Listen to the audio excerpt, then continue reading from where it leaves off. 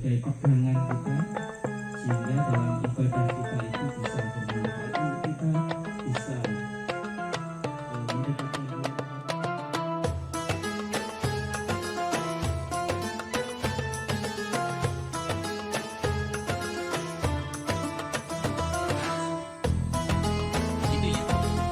Dengan baca basmalah, Bismillahirrahmanirrahim. Dan hari ini masuk ke pengajian kita ke minggu ke-34. Hari ini temanya adalah mengenai fikih, yang topiknya mengenai duduk tasyahud dalam salat 2 rakaat, yang insyaallah akan dibersamai oleh beliau Al-Mukarram Al-Ustadzuna Al-Azim Ustadz Dr. Syakir Jamaluddin Al-Magister. Kepada beliau waktu dan tempat kami persilakan. Kita akan berbicara tentang seputar masih sholat, seputar duduk tasyahud. 2 pembahasan. Yang pertama adalah menggerak-gerak, apakah jari telunjuk digerak-gerakkan saat tasyahud ataukah anteng, tenang. 2 tentang duduk tasyahud akhir untuk sholat 2 rakaat. Apakah duduknya iftirosh? Iftirosh itu dari kata firosh, alas, ya, tikar, ya, menduduki kaki kiri, ataukah tawarruk, paha bagian atas, pantat lah, ya, bagian kiri itu menempel di tanah, di lantai, ataukah iftirosh, ya, dialasi dengan kaki kiri.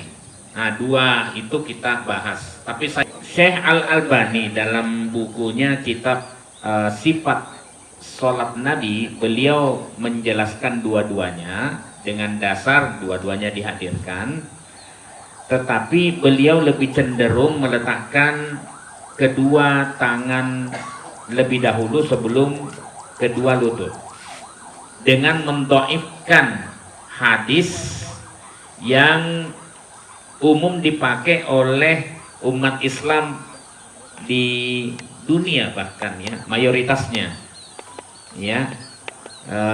Kalau di Indonesia Muhammadiyah NU pakai hadis itu, idza sajada yata'u rukbataihi qabla yadaihi. Apabila beliau sujud, beliau meletakkan kedua lututnya sebelum kedua tangannya. Wa idza nahadha, namun apabila beliau bangkit dari sujud, beliau angkat kedua tangannya lebih dahulu sebelum kedua lututnya.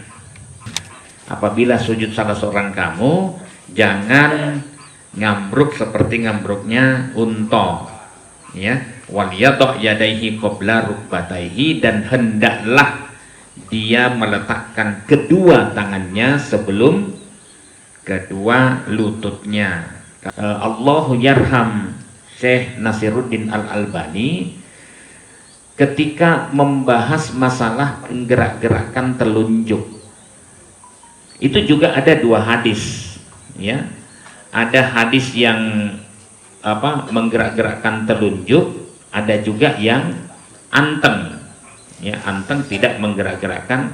Allahu yarham Syekh Nasiruddin Al-Albani ketika membahas masalah gerak-gerakan telunjuk, itu juga ada 2 hadis, ya. Ada hadis yang menggerak-gerakkan telunjuk, ada juga yang anteng, ya, anteng tidak menggerak-gerakkan telunjuk, ya. Yuharrikuha satunya, summa rafa'a isba'ahu wa ra'aituhu yuharrikuha yad'u biha, ya. Kemudian beliau mengangkat telunjuknya, lalu saya melihat beliau menggerak-gerakkannya untuk berdoa dengannya. Jadi ini, ya. Ya. Kemudian satu lagi hadis yang la yuharrikuha kana yusiru bi usbuhihi idza da'a. Beliau menunjuk dengan telunjuknya bila berdoa, wala yuharrikuha, dan tidak menggerakkannya. Sama-sama hadisnya riwayat An-Nasa'i. Kalau dilihat dari hadisnya sebenarnya mana ya cara mengkompromikan itu? Imam Al-Baihaqi, ini Syafi'iyah sebenarnya, wafatnya 456 ya, 58 apa ya, 450-an. Berusaha mengkompromikan hadis yuharrikuha dengan la yuharrikuha. Dia membahas makna yuharrikuha dalam hadis Wa'il itu tidak selalu bermakna litikror. Litikror itu apa? Diulang-ulang. Jadi gerakannya diulang-ulang. Tapi bisa juga menggerakkannya. Nah, ini kalau tetapi bisa juga litta'diyah. Dia hanya butuh objek, tidak selalu diterjemahkan berulang-ulang. Ya, jadi itu. Nah, hanya untuk menunjuk saja. Jika pengartiannya atau diartikan seperti ini, maka menurut Al-Baihaqi tidak ada lagi pertentangan dengan hadis tidak menggerak-gerakkan telunjuknya riwayat Abdullah bin Az-Zubair. Sudah sama semua ya. Sementara Syekh Al-Albani tadi ya menilai hadis menggerak-gerakkan telunjuk itu dari Wa'il sahih, padahal hadis ini melalui Asim bin Kulayb bin Syihab dari bapaknya yang telah ia dhaifkan, lemahkan saat membahas sujud dengan mendahulukan kedua lutut sebelum kedua tangan. Bukunya Sifat Sholat Nabi itu bahwa menggerak-gerakkan telunjuk saat tasyahud lahia asyaddu ala syaiton minal hadid. Hadis riwayat Ahmad dan Al-Bazzar. Sungguh hal itu dirasakan sangat sakit oleh setan. Jadi seperti mencambuk setan gitu ya. Makanya orang yang berpaham begini semakin mau selesai sholatnya semakin kencang. Dalam rangka apa? Mencambuk setan karena dalil ini. Nah, tapi hasil penelitian saya, hadis ini ternyata dhaif jiddan. Sangat lemah, bukan hanya dhaif, tapi dhaif jiddan, sangat lemah. Karena selain matanya aneh dan mustahil dilakukan oleh Nabi sallallahu alaihi wasallam, mengingat Nabi itu melarang sahabat berdasarkan riwayat Ibnu Umar, la tuharrikil hasa bis sholat, jangan engkau menggerak-gerakkan kerikil, main-main di dalam sholat. Itu gerakan di luar sholat ya. Nah, tidak ada jalur lain yang dapat mendukungnya, maka hadis ini yuharrikuha itu tetap dhaif, tetap lemah dia, karena yang mendukungnya itu hadis yang dijadikan sebagai dukungan itu sangat lemah. Ibarat kata atau istilah kata adalah majitu ba'da dzalik, saya kemudian mendatangi orang, sekelompok orang, dan saya melihat mereka sholat ya dengan memasukkan kedua tangan mereka di balik jubahnya. Nah, kemudian tuharriku aidihim, beliau mereka menggerak-gerakkan tangannya. Ada lanjutannya minal bar, karena dingin. Lah itu jarang disinggung ya, kalimat panjangnya itu hanya mengatakan pokoknya yuharrikuha. Keterangan lanjutannya itu penting. Jadi maksud saya, periwayat hadis ini Wa'il, kalaupun hadis ini sahih, itu dia mau katakan bahwa ini bukan syariat, ini karena kondisi tertentu kedinginan sehingga tuharriku aidihim, ini bukan syariat ya, bukan syariat, itu karena kondisi tertentu saja. Anda tahu kalau para ulama berbeda pendapat mengenai cara duduk tasyahud. Saya jelaskan dulu fikihnya. Imam Abu Hanifah dia mengatakan duduk iftiros pada semua duduk. Jadi kaki kiri itu dijadikan alas pantatnya. Kita sudah tahu ya, tasahud awal lah ya. Imam Malik yang datang belakangan duduk tawarruk pada semua duduk. Sudah bisa dipahami ya, duduk tawarruk, jadi duduk tahiyat akhir pada semua duduk. Imam Asy-Syafi'i yang kemudian datang berikutnya duduk iftiros pada tasahud awal dan pada tasahud akhir dengan cara tawarruk. Jadi iftiros pada tasahud awal, kalau tawarruknya pada tasahud akhir. Bagaimana dengan Imam Ahmad bin Hambal ya, wafat 241 Hijriah. Kata Imam Ahmad bin Hambal, jika sholatnya 4 rakaat maka sama dengan pendapatnya Imam Asy-Syafi'i ya. Jadi pada tasahud pertengahan ya duduknya iftiros, pada tasahud akhir duduknya tawarruk ya. Tetapi jika sholatnya hanya 2 rakaat, sholat subuh, sholat Jumat, sholat sunat ya, maka duduknya iftiros. Nah, inilah yang banyak dipegangi oleh teman-teman yang datang kemudian. Nah, berdasarkan penelitian penulis terhadap keseluruhan dalil-dalil para imam madhab ini, saya kemudian berkesimpulan pendapat Imam Asy-Syafi'i yang paling kuat dan didukung oleh mayoritas ulama seperti Al-Bukhari, sebagian besar imam hadis, Ibn Hazm dan lain-lain, dengan dasar hadis riwayat jamaah dari Abu Humaid As-Sa'idi. Saya sebutkan hadisnya, saya potong karena hadisnya sangat panjang. Wa idza jalasa fir rak'atain, apabila beliau duduk pada rakaat kedua, jalasa ala rijlihil yusra, beliau duduk di kakinya yang kiri.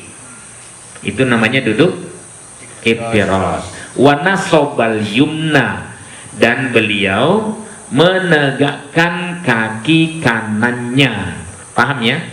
Oke, bisa dibayangkan. Wa idza jalasa fir rak'atil akhirah, namun apabila beliau duduk pada rakaat terakhir, atau dalam redaksi yang lain fir rak'atil akhirah, pada rakaat yang paling akhir, qaddama rijlahul yusra, ya, beliau ajukan kaki kirinya, wa jalasa ala maq'adatihi. Saya lupa sajadah. Beliau ajukan qaddama rijlahul yusra, gini. Ya, wa qa'ada ala maq'adatihi, dan duduk di tempat duduknya.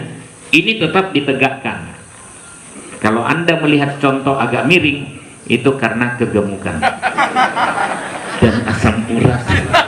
Kanan kalimat ini kalau kita lihat hadisnya, apabila duduk pada rokaat terakhir.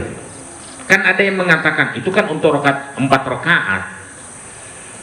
Tidak ada satupun hadis dari semua hadis Abu Humaid As-Sa'idi itu yang menjelaskan wa idza jalasa fi rakaatil arba'ah, apabila duduk pada rokaat yang keempat. Tidak ada. Semua itu penekanannya pada rokaat yang terakhir. Pokoknya kalau duduk terakhir adalah tawarruk, kalau duduk pertengahan adalah iftiros. Ya, kalau di tarjih, fatwa tarjih itu lebih jelas lagi.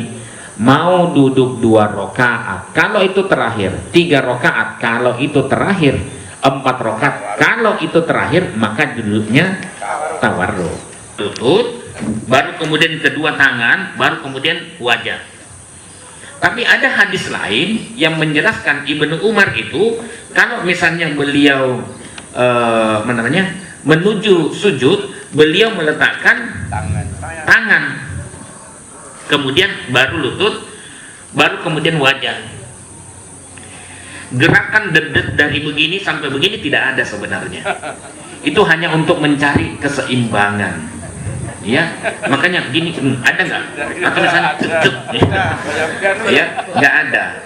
Ya, jadi untuk keseimbangan kemudian G nggak ada. Jadi cuma, nah, tapi untuk keseimbangan tadi itu dua-duanya hadisnya ada. Tapi kalau kita baca Subulus Salam, ya di sana dikatakan bahwa ini menjadi penguat bahwa yang dituntunkan adalah meletakkan tangan lebih dahulu, karena kan tadi cari penguat. Kalau ini hadisnya memang sahih, tapi ada hadis yang lain dalam Musannaf Ibn Abi Saibah yang menjelaskan Ibnu Umar itu kalau sujud itu lutut dulu, baru kedua tangan. Berarti kan memang dua-duanya dilakukan.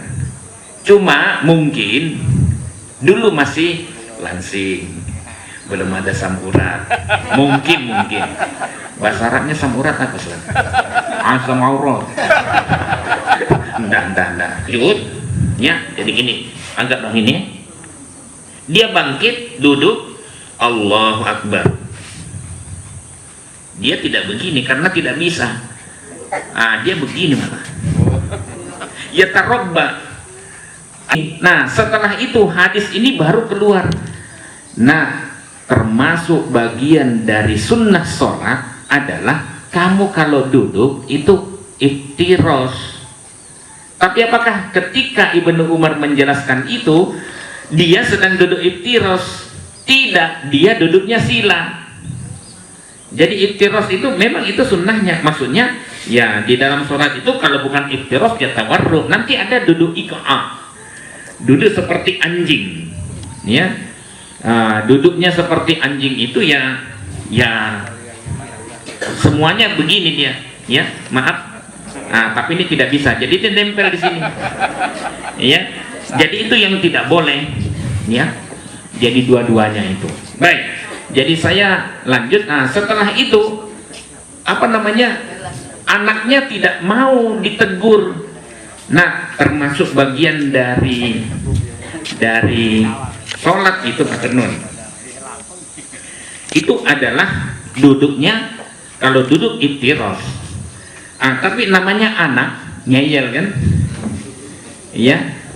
Kalau yang lain mungkin tidak, jamaah tidak. Tapi kalau anaknya ustadz itu bisa ngeyel. Dia membantah. Loh, Bapak, inna katab anudalik. Sesungguhnya Anda yang melakukan seperti itu. Maksudnya anaknya Ibnu Umar, Abdullah bin Umar itu ngomong, lah bapak yang melakukan itu, saya cuma ngikut gitu. Apa katanya Ibnu Umar? Inna rijlaya la tahmilani. Sesungguhnya kedua kakiku tidak bisa menopang badanku. Itu yang jarang diungkap. Nah ya, di buku ini saya ungkap, ya. Jadi sisi yang lain. Oh, berarti itu alasannya. Kenapa Ibnu Umar kalau sujud dulu lutut dulu, kemudian sekarang tangan dulu. Kenapa Ibnu Umar kalau sujud, kalau duduk itu tidak begini, tidak iftiros, maaf, saya balik, ya. Jadi tidak iftiros dan tidak tawarruk, dia malah silo. Itu namanya ya tarabba, duduk sila. Ya, kalau dalam bahasa Bugis namanya masuleka. Asik ya. Ya, masuleka, duduk sila. Nah, jadi kita bisa tahu hadis ini kapan dia keluar, sababul wurudnya itu karena apa, sehingga terjadi hadis ini. Jadi hadis ini tidak bisa kemudian diterapkan. Oh, kalau begitu ini untuk duduk tuntunannya adalah iftiros, harus dilihat secara menyeluruh dan dalam. Khususnya saya tanya untuk diri saya sendiri khususnya, bagi yang sudah tahu mohon maaf ya untuk tambah pengalaman. Ini kalau saya tuh pas masuk masjid ya, pas kira-kira komando tuh baru tinggal beberapa menit itu, terus ada yang datang cuma berdiri aja sampai menunggu ikomat. Memandang, ada yang mendengar, menunggu sampai azan selesai baru kemudian sholat 2 rakaat, tapi ada yang datang langsung sholat 2 rakaat. Dua-duanya ada dasarnya, dua-duanya ada alasannya, ada dalilnya, ya. Yang panggilan azan itu bagi dia memanggil orang untuk sholat sekaligus memberitahu waktu sholat sudah datang, ya. Sehingga saya sudah hadir, untuk apa lagi saya menunggu? Apalagi kalau Jumatan, ya, bapak-bapak Jumatan, ya biar saya bisa langsung mendengarkan khutbah dengan tenang, ya, dengan apa? Jadi itu ya bisa mendengarkan khutbah secara utuh. Ya silahkan, ya. Nah, saya juga melihat kondisional saja. Tetapi mana yang paling kuat? Kita tunggu dulu sampai selesai azan atau tidak? Saya sebenarnya lebih cenderung tunggu aja dulu. Kenapa? Karena pada saat matahari tergelincir, pertama kita tidak boleh melaksanakan sholat. Tunggu aja 3 menit, 3 menitan ya paslah sampai selesainya itu. Ya, yang pertama. Yang kedua, kita bisa menjawab sesuai dengan sunnah Nabi, menjawab salam dengan kalimat-kalimat itu. Allahu Akbar, Allahu Akbar, Allahu Akbar, Allahu Akbar. Asyhadu an la ilaha illallah, asyhadu an la ilaha illallah. Nanti masuk hayya 'alas shalah, la haula wala quwata illa billah. Supaya sempurna. Nanti setelah azan masih ada lagi salawat. Ya, setelah azan itu kan Nabi SAW menyuruh, ya, sallu alayya, bersalawatlah kepadaku, karena sesungguhnya siapa yang bersalawat kepadaku dengan 1 salawat, maka Allah akan memberikan salawat kepadanya dengan 10 kali lipat. Pernah saya dengar bahwasanya sholat dengan menggerak-gerakkan jari ataupun tangan itu dikatakan oleh Rasulullah itu seperti keledai. Terus yang kedua, kalau kita lihat di Nabawi maupun Masjidil Haram itu banyak jamaah, mungkin karena keberatan, kelebihan berat badan, banyak yang sekali sholat itu dengan duduk membawa kursi. Padahal kalau kita lihat selesai sholat beliau itu bisa jalan normal. Jadi apakah ini juga bisa dibenarkan atau bagaimana? Ya, tadi mungkin salah pasang hadis. Yang disebut dengan keledai itu pada saat menuju kepada sujud, atau misalnya pada saat duduk. Kalau penggerak-gerakan tidak, ya, mungkin salah pasang hadis. Memang kadang-kadang begitu, karena saking banyaknya yang di ini kan kadang-kadang campur-campur, ya. Tapi yang kedua yang saya mau jawab tentang duduk di kursi, dia bisa jalan bawa kursinya sambil dijadikan teken. Kenapa? Kan ada kursi yang sederhana, dia jalan begini. Kadang kursinya diletakkan di masjid, ya. Nah itu bagaimana dia bisa jalan? Makanya cara sholatnya orang yang sakit, kalau dia bisa jalan, dia bisa berdiri. Sholat yang sunnah itu adalah berdiri. Itu bahkan dijadikan sebagai rukun oleh sebagian ulama. Jadi kalau dia bisa jalan, dia berdirilah sholatnya, ya. Allahu Akbar. Mungkin rukunnya juga bisa Allahu Akbar, Sami Allah liman hamidah. Yang bermasalah itu kan lututnya, ya, yang lututnya itu sakit, ya. Kalau duduk di bawah sakit, ya. Makanya ketika mau sujud dia tinggal duduk. Nah itu, jadi jangan semuanya disamaratakan. Duduk dari sejak awal padahal dia bisa jalan ke masjid, ya. Begitu cara orang sakit sholat. Kalau dia bisa berdiri, bisa berjalan, tetaplah dia berdiri, ya. Nah gitu kira-kira. Ya kan, Pak? Nggih, atur nuwun.